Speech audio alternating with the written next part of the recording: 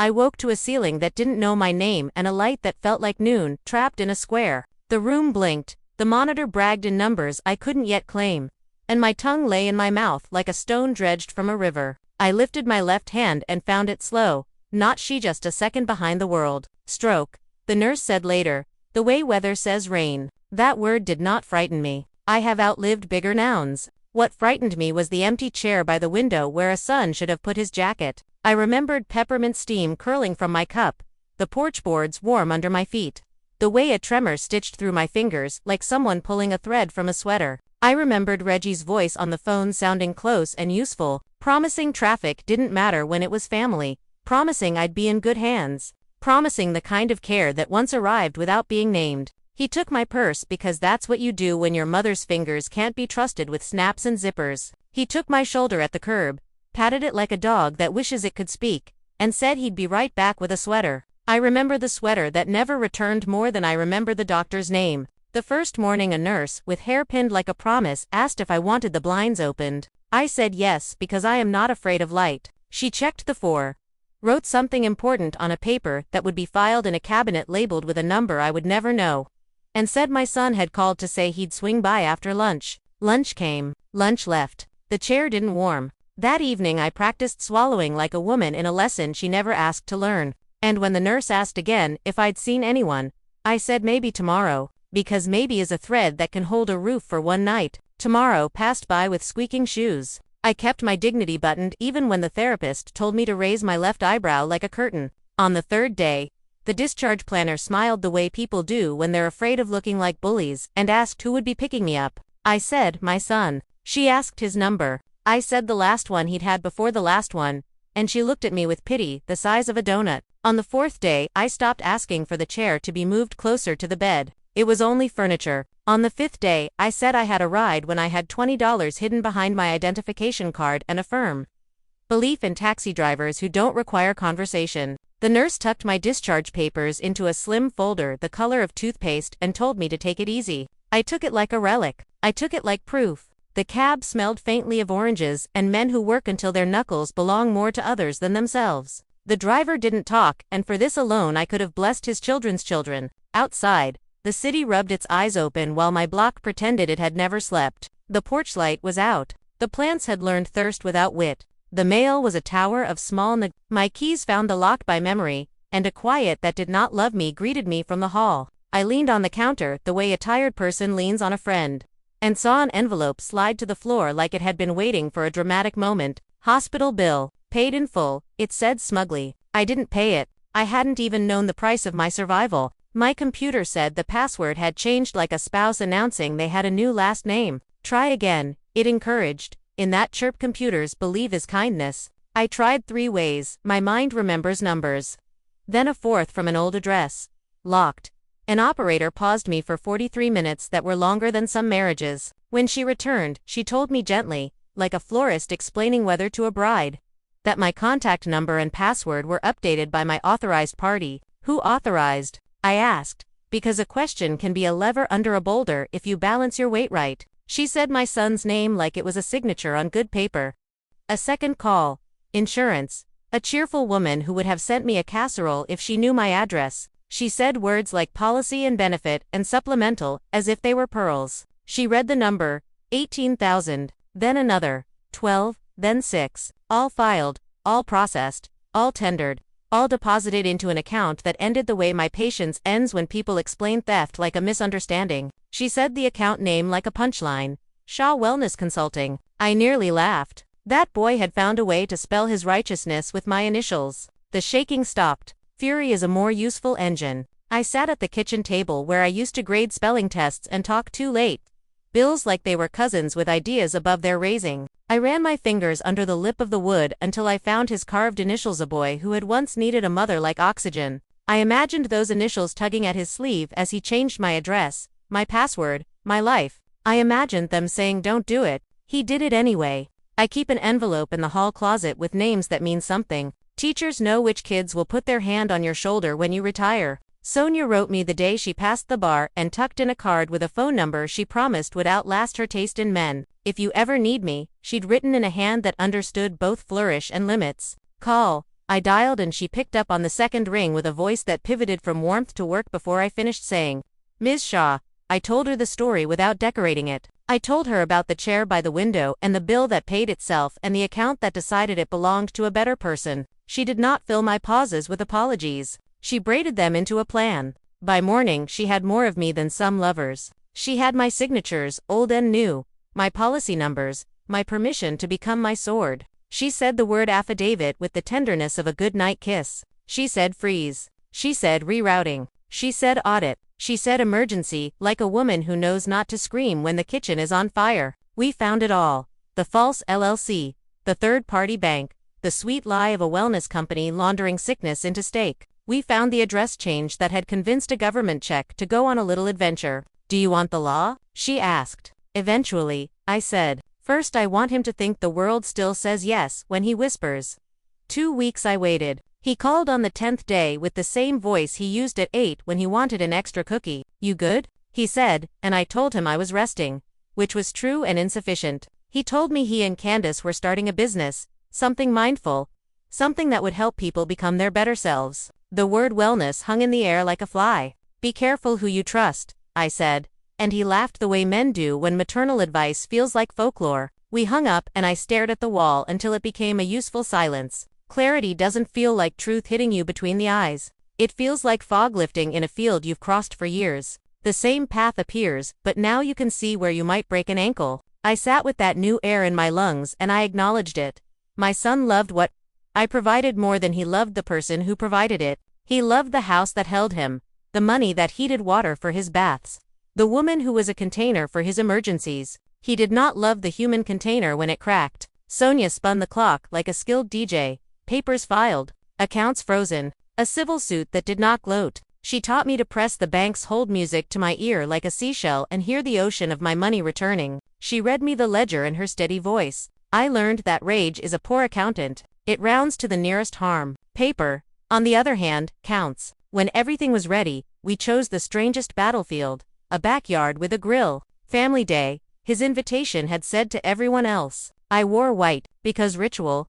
Candace opened the door wearing fairness like perfume. She said my name as if it might stain. I brought pie. I told her, because someone should always bring pie when an ending needs sugar. He looked like a man playing husband in a modest play. I walked past him into the yard where laughter tried to keep schedule with the smoke. I set the pie down, shook a deacon's hand, and gave my son an envelope that felt heavier than anything money can make. He opened it. The world slowed. Words like summons and restitution do not need to raise their voice to be heard. Candace read over his shoulder and discovered that fairness has teeth. She stepped sideways, as if avoiding a tide. I patted his shoulder once, because I refused to forget the years before he chose this version of himself. Judges don't love liars who steal from the still recovering, I said, and then I left because victory is cheapened by applause. The house and I performed a ritual of removal. I dusted frames and stared at the faces behind glass as if I could talk to their brains. I boxed the pictures, not because I wanted to erase him, but because I wanted to stop instructing my walls to miss him on my behalf. In their place, I hung small things that stay. A reed basket my mother wove that still holds keys and small courage. A Polaroid of the first loaf of bread I made without help after I was widowed. The ceramic sun my granddaughter painted before kisses became her new alphabet. I polished the table where I had once written checks with eyes half closed, and I told it we had lived. He called and left voicemails thick with apologies, cousins, explanation. Regret flavored with if, a weather report of consequences. I let the machine collect them because machines are built to hold what flesh could burn. When I finally answered, I listened to the boy and the man reach for the old rope. I reminded him of numbers and dates and actions with verbs that do not blur. I was trying to get ahead, he said. Ahead of who?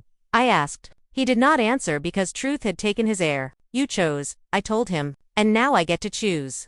He said I was cold. I said hospitals are cold. Then I hung up because Mercy sometimes refuses to argue. The courthouse has the smell of paper, warmed by I dressed in the navy that makes every woman look like she can both read and fight. Sonia's hair was tied back like a thesis. My son wore a suit that needed courage. The judge read like a man accustomed to The facts did what facts do when arranged in a line. They formed a bridge it was impossible to jump off without breaking something. Screenshots don't weep. Bank statements do not blush. When the judge asked if I wanted to speak, I stood and remembered how to use my knees. I told the room a simple story about proximity and choice. I did not try to be poetic. People think poetry is exaggeration. It is not. It is a precise blade. Liable, the judge said. And the word was both a gavel and a bell. Restitution, garnishment, freeze. If you have never heard justice spoken aloud, you won't understand how the air changes temperature. I didn't want him in a cell. I wanted him in a life that made him meet his choices monthly. Some punishments are clocks. Some are mirrors. The order was both. He found me in the hallway afterward with a face that remembered 1,000 spoons. He said sorry in a way that carried a small bowl of water to a house on fire. I did not shame him. Shame is a theater game. I told him I was done mothering his conscience. I went home and put the court papers under my Bible because sometimes you need 2 testaments. The first deposit arrived with the exactness of sunrise. Numbers are not pious, but they can be faithful. I watched the balance climb by a sum that could buy groceries and a pair of shoes, and constantly, my attention, I set aside what we owed the future.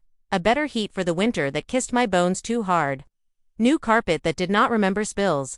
A chair that lifts the body without shaming it for needing help. Then I opened a clean notebook and wrote a name at the top. The Quiet Fund. Not a brand, a promise. It would be for women who learned the hard way that family can be a thief in good shoes. We met on Thursdays in a room that smelled like lemon cleaner and policy. Miss Bernadine wore a scarf that had once gone to Paris on another woman's head, and told us about the daughter who opened envelopes with the arrogance of blood. Gloria brought her grandson's apology written in texts full of exclamation points and light. Another woman said nothing at all, and held my hand until our palms shared a conversation without nouns. We did not swap husbands or religions. We swapped numbers and names of clerks and how to speak to a bank manager as if he worked for you, because he does. We did not cry unless laughter shook it loose. We treated our pain like lumber, useful if you measure twice and cut straight. Sonia stood beside me at a ribbon tied across a room, the size of a living room, and handed me scissors that gleamed like a small victory. We cut. People clapped the way people clap when the work is invisible but the doors are new. I said 10 sentences into a microphone that had seen karaoke in funerals. I talked about not being quiet. I watched women straighten in their chairs the way a flag learns wind. Afterward, a girl hugged me and whispered that she had thought growing old was the same as becoming furniture. Not in my house, I told her. Not in yours. I saw my son twice in public. Once, by the pharmacy where the floor tiles are squares, the color of tired. He looked like hunger wearing a belt. He lifted his hand an inch and I shook my head. There are languages that only mothers know. He lowered his hand and left with his mouth closed and his money learning math. The second time, he crossed the street and did not see me. He was holding a paper bag like a gift, gentle, careful, and I caught a glimpse of the boy who used to carry bugs outside without killing them. I wished him a life with work that fits. Wishing is not the same as inviting. A letter came with no return address, because shame is shy with envelopes. He said he had a job moving boxes people would cry about if they lost. He said he wouldn't ask me for anything except the right to pay me what he owed. He said the word sorry without decorations. I pressed the paper to my chest because a letter is still a body you can hold without lies. I placed it with the court order. Together, they made a kind of duet. The house changed its breathing. I forgot for hours at a time to be angry. I learned sleep again without counting the empty chairs where love should sit. I replaced the porch bulb and watched light choose where to stand. I cooked okra and cornbread because routine is a religion that keeps loss on a leash. I walked slowly back to the woman I was before I started practicing what it would mean to disappear. I found her waiting by the sink, rinsing a cup. I do not advertise. I am not interested in pity. It has a low shelf life and a high sugar content. The women who need the door find the door. They come with stories that rhyme with mine, and they leave with a list and a number and the steady understanding that tender is not weak. Between their visits, I tend plants that survived my absence without guilt and read books that speak like old friends who don't need to be impressed. The radio plays songs that remember me back when my knees lied about stairs. Sometimes I dance at the sink with one hand on the counter and the other on the air, and I am ridiculous. It is fine to be ridiculous when your name is no longer a password someone else knows. If you are listening because the room around you has become a witness and the chair by your hospital bed stayed cool and your bank spoke your son's name back to you like proof, hear me without hurry. You are not losing your mind. Someone is banking on your doubt. Put your name at the top of a page. Underline it twice. Put down numbers, the way stones are laid in a path, one that fits next to another. Call someone who knows how to turn outrage into ink. Call the kind of woman who pronounces affidavit like a lullaby. Find a friend with a car and a file folder and a salt shaker for soup after the courthouse. Revenge is not a bonfire. It is a pilot light. It's the heat in a system that works quietly when doors are closed. Mine warms a room at the community center where a copier hums like a hymn. It keeps a woman's hands steady when she signs her name on a form that stops a check from wandering. It glows on the bottom of my bank statement each month where a number appears with my son's labor behind it. It says, "You remember now, good at night." The crickets right there, tiny histories in the grass. And the train to neighborhoods. Away counts out the seconds with a low iron voice, and I sit, with a blanket over my knees, like every grandmother in every story. And I let peace stand in the doorway and look around my rooms. It sees the lamp I found at the thrift store with a milk glass shade that spills light without asking questions. It sees the sign by the back door that a stranger carved with 2 words on 2 sides, root and return. I flip it with the weather. Sometimes I sleep with the window cracked to hear my life cooling down the way bread cools off. Crackle, a little sigh. I say my name into the dark because it answers more reliably than any man. I say it once, twice, and then I let it rest. I do not need the world to know everything it took. I need this house to know I am still its woman. I need my bones to know they made it back to their places. I need that field in me where fog lived to feel the sun start its work without my help. In the early blue of morning, I set 1 cup on the table, or 2, depending on who has earned a chair. I butter toast like a blessing. I spread honey with the comb on a saucer and think of bees who never once apologize for taking what they need to keep the hive alive. I open the door and let the air in the way you welcome a neighbor with clean hands. I am 78 years old, and I have finally learned the trick I needed at 20. When they bury you, you are allowed to decide what grows. I chose roses and law and a ledger that balances each month down to the cent and a life that ends softly. Not because I went quiet, but because I learned which silences are holy. If you are where I was, with a ceiling that doesn't know your name and a voice that forgot how to rise. Borrow my ending for a while. It's simple. It doesn't sparkle. It sits on the porch with you and watches the street and says only this: they did not make you small. They only mistook your stillness for surrender. And under their mistake, the root kept working. Keep the root. Keep your name. Keep the chair pulled out for the parts of love that return clean. Then, when the light finds your kitchen again, let it touch your face like a hand that knows better now. Let it stay long enough to leave a square of warmth on the table where you set your cup. And when you lift that cup, when you drink, do it the way a woman does who paid for her own peace, low, certain, with the kind of quiet that makes the room listen. Summer found its manners and came in softly, like someone easing a door so it doesn't click. I woke before the heat could make decisions for me and sat at the kitchen table with a glass of water that remembered last night's chill. The house stretched in its bones. Somewhere 2 streets over a dog barked once and then thought better of it. I wrote 3 names in the notebook, the ones who called yesterday, the ones whose voices shook at the end and then steadied when I said, "We can fix this." I have learned that fear is loud at first, and then, if you listen long enough, it becomes practical. Paper helps. Pens do, too. So does the way daylight climbs a wall, ordinary as a hymn. We sat with iced tea that didn't apologize for its sweetness. Jade asked questions like a person who intends to carry answers without breaking them. "How do you not hate?" she asked finally, the words so careful I wanted to bless them. I told her hate was heavy and I am small. I told her that making something useful with the wreckage was lighter. I told her that every time Reggie's deposit lands, the money goes to a woman who is just now waking up to the shape of the hole under her feet. So he pays into a bridge, Jade said softly, writing that down. Exactly. After they left, I swept the porch not because it needed it, but because patience likes chores. A boy wobbled past on a too-big bicycle, knees out, mouth set in that fierce line children wear when they're making a miracle look routine. "I'm doing it," he told the air. "I see you," I told him back. He didn't respond. Too busy staying whole. I let myself be proud of a stranger, which is a kind of wealth I wish I'd learned sooner. The heat lifted its hand around noon, palm big, insistence gentle. I closed the curtains halfway and watched the living room turn to a quiet theater. Dust floated like small I pressed my palm flat on the new carpet and felt the low hum of something earned. I remembered the old threadbare rug that had once collected every family argument like it was paid to. "You can rest now," I told the floor.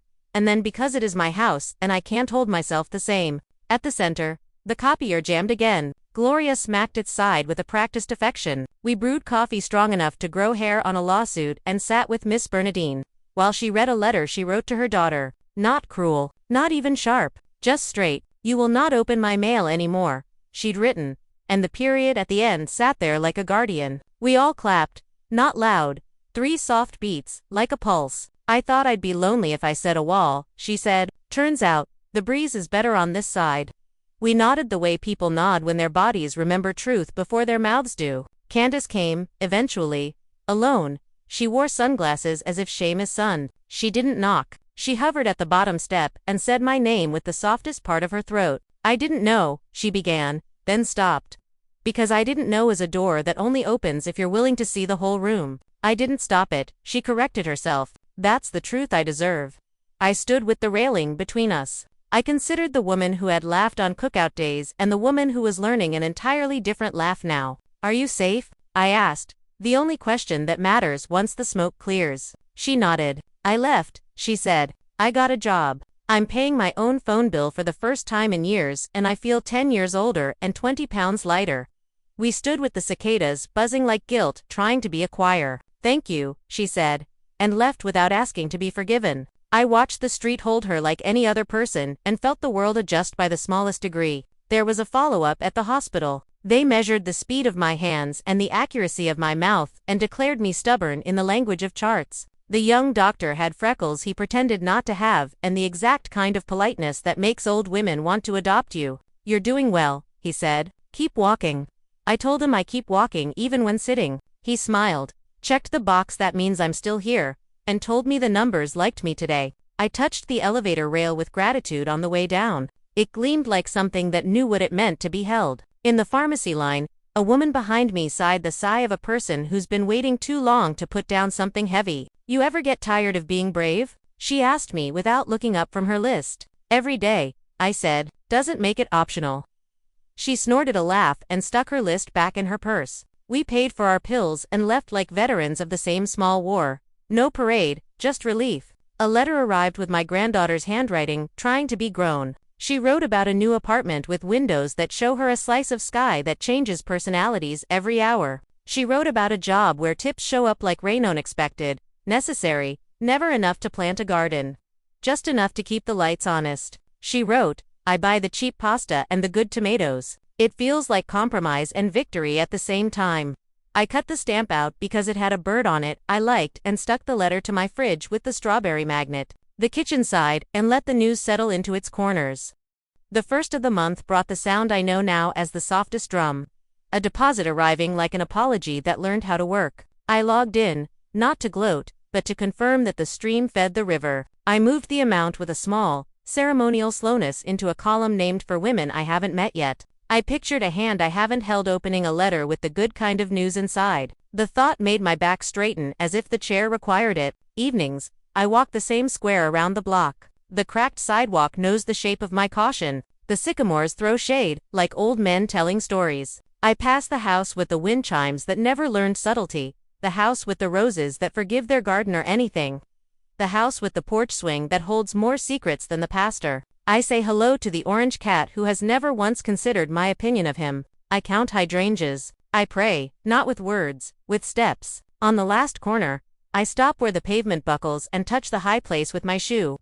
The way a person touches a bruise to check if it's still theirs. Then I go home. Reggie mailed me a second letter without a return address. As if humility needed to keep its hat low. He wrote fewer sentences this time. Told me the warehouse gave him mornings and he liked mornings now. Said he had a foreman who didn't care about his past as long as his hands told the truth on the job. The first garnishment came out of my check. He wrote. Felt like a hand on my shoulder. Not yours. The judge's. Maybe mine someday. I read the letter twice. I did not forgive the past for free, but I lent the future the benefit of doubt. After all, I am a woman who once borrowed tomorrow's strength to make it through a Tuesday. I know a loan when I make one. The fund held a meeting in the church basement where the lights hum and the floor remembers spaghetti suppers. 20 chairs, all filled. Some women stood. The air carried talc, peppermint, and the faint sharpness of paper copied too many times. We didn't pass a basket. We passed a stack of photocopied forms and a list of names that had learned how to answer the phone kindly. I said the same 3 things I say every time. Write it down. Tell the bank. Call the law. Then I added a 4th. Wear your good blouse to the office, I said. It'll remind them and you that you belong, where decisions are made. Laughter, then nods, then pens, moving like small knives cutting ropes. Later, Alone, I set my blouse on a hanger with the kind of care that makes a thing last. I placed my shoes side by side, toes touching like conspirators. I made a pot of beans and stood over the steam like a fortune teller reading a future I already knew. I would eat, I would sleep, I would wake and the sun would be where it should. Undramatic, loyal. I would check the porch for flyers and sweep away the ones advertising gutter cleaning and too good to be true jobs. I would answer the phone with my name and my voice would not shake. I would put my hand on the doorframe as I passed.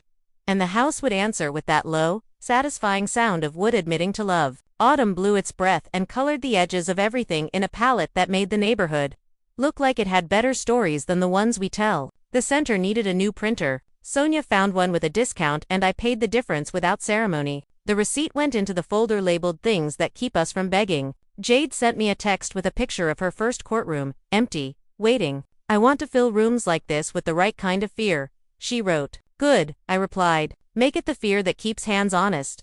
I met Reggie on the sidewalk without planning. He carried a paper bag of groceries with both arms, holding the bottom like he'd learned things fall out if you don't. We stopped a few feet apart, the distance precise. He didn't speak. I didn't either. The wind moved between us like a messenger who had run out of messages. He lifted the bag an inch, as if to show he wasn't empty-handed anymore. I looked at the bag, not at his face. Sometimes mercy is looking where a person is trying. We stood in that not talking and it was not hostile. Not warm, just human. Then we moved on. Maybe that's what progress looks like after a certain age. No speech, no ceremony, no collapse. Just two people choosing not to reopen a wound on a Tuesday. I keep a small jar of riverstones on the windowsill above the sink. Smooth, ordinary, stolen from a life that had room for pockets. When something asks to be remembered without being framed. I put a stone in my palm, warm it, and set it on the left side of the jar. When the jar is full of left, I move them to the right. I don't label what counts. I don't owe an explanation to anyone about which days earned rock. Today earned one for no reason, or for every reason. I washed it anyway and set it down with the others. It looked at home. At night, sometimes, the kettle sings and I don't hurry to lift it. I let the song round the corners of the kitchen and go soft by itself. I sit with my cup and listen to the radiator knock like an old neighbor, to the clock confess each minute on time. To my own breath, trying on the word easy and finding that, yes, it does fit after all. The moon writes its letter to the table and the table reads it without boasting. Out back, the fig tree keeps practicing the lesson. Take light, make sugar. It drops one fruit I don't catch and the ants celebrate like a choir. Nothing is wasted, not even what I miss.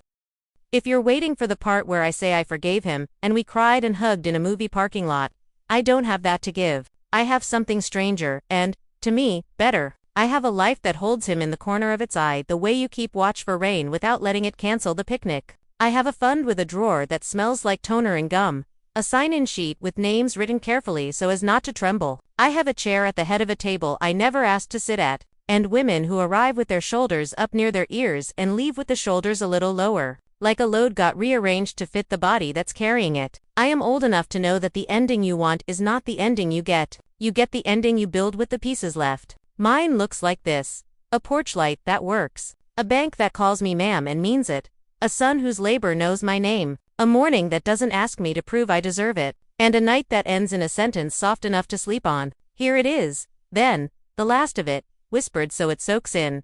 They can take your passwords and try to rename your account. They can pocket your peace for a season and dare you to notice. But they cannot touch the part of you that keeps seed. Bury that part yourself, in good earth, under your own sky. Water it with your stubborn breath. Wait, you'll feel the lift from underneath.